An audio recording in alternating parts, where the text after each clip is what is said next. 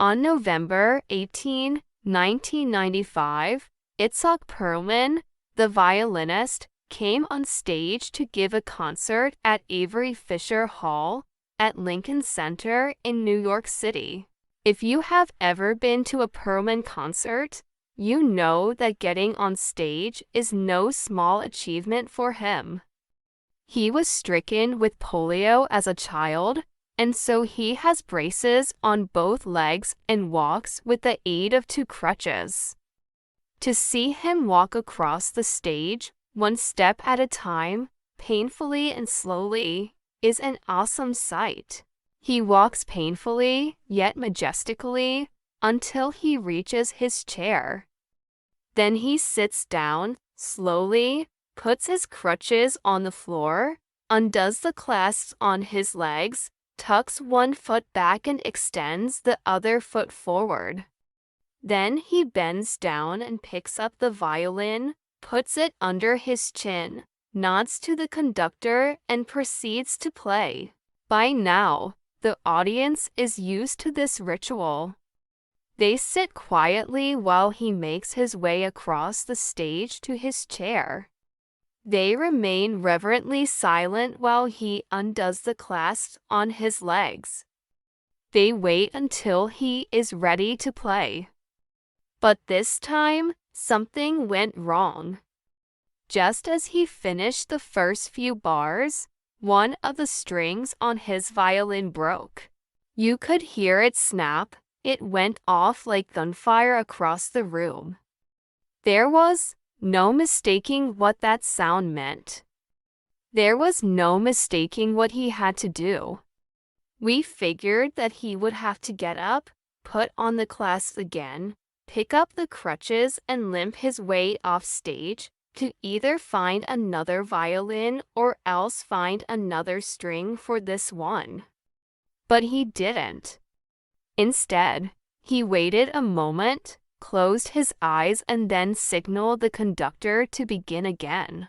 The orchestra began, and he played from where he had left off. And he played with such passion and such power and such purity as they had never heard before.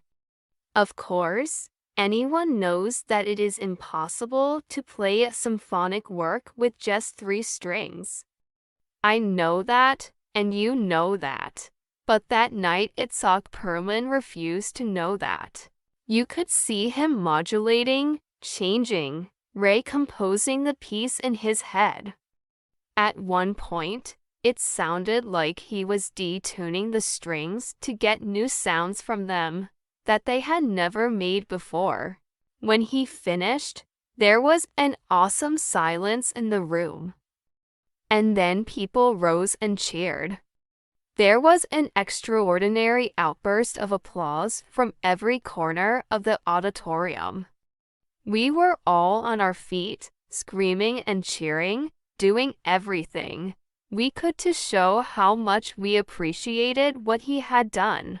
He smiled, wiped the sweat from his brow, raised his bow to quiet us, and then he said, not boastfully, but in a quiet, pensive, reverent tone, "You know, sometimes it is the artist's task to find out how much music you can still make with what you have left." What a powerful line that is. It has stayed in my mind ever since I heard it. And who knows? Perhaps that is the definition of life, not just for artists, but for all of us.